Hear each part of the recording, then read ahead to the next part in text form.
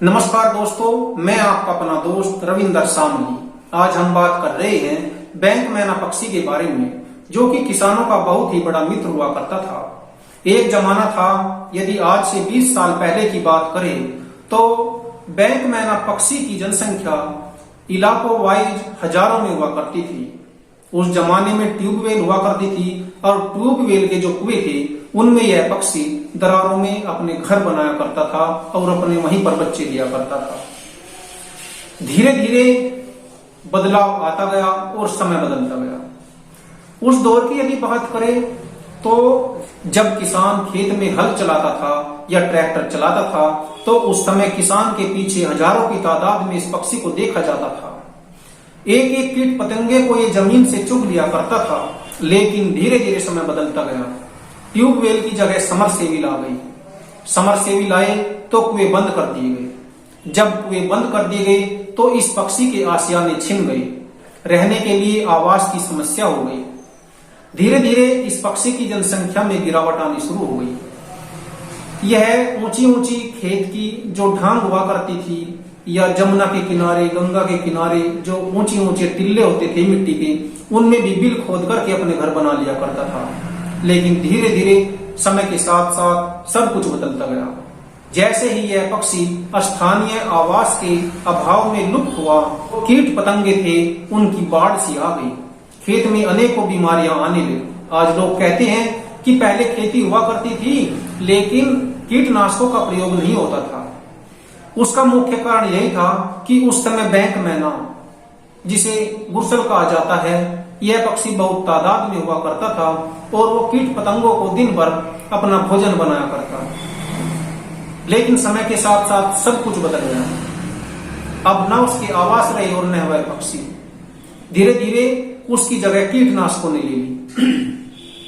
किसान इन कीटनाशकों से कीट पतंगों का सफाया करने लगे, लेकिन इन कीटनाशकों का उतना प्रभाव नहीं पड़ा। लगातार किए जाने वाले कीटनाशकों के प्रभाव से मनुष्य के जीवन पर बहुत ही दुष्प्रभाव पड़ा। लगातार इंसान के अंदर बीमारियां बढ़ने लगी, हार्ट अटैक आने लगे, एलर्जी होने लगी, कैंसर की बीमारियां बढ़ी और भी दूसरी बीमारियों का जन्म हुआ। जवान जवान लोग एकदम से दुनिया को छोड़कर जाने लगे। यह सब कीटनाशकों का प्रभाव है।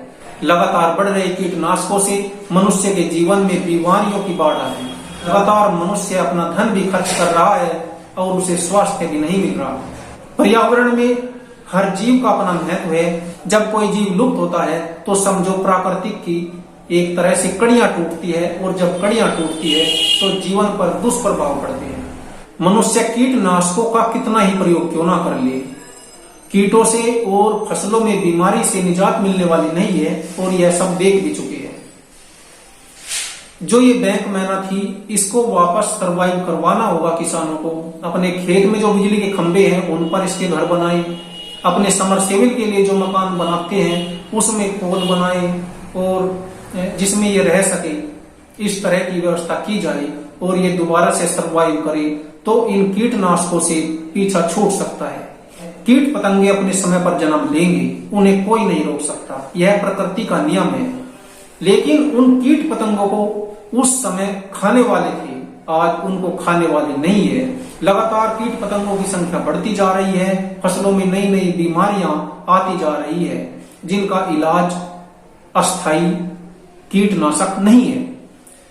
इन बीमारियों का इलाज, इन फसलों की बीमारियों का इलाज है जो पक्षी थे, जो इन कीट पतंगों को खाने वाले थे, वे वापस सरवाइव करें, वे दोबारा से एक चैन के रूप में स्थापित हो, खेतों में उनके लिए घर बनाए जाए और वे स्थिति को नियंत्रण में करें।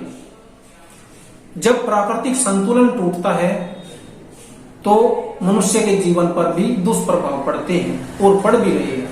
यदि हमें इन चीजों से बचना है, बराबर में आप इस पक्षी के चित्र देख भी रहे होंगे, तो इसको सरवाइव कराना होगा, इसको आशियाने देने होंगे और कई हद तक फसलों में लगने वाले इन कीट पतंगों के ऊपर हम नियंत्रण कर सकते हैं, क्योंकि कीटनाशक कोई अस्थायी हल नहीं है।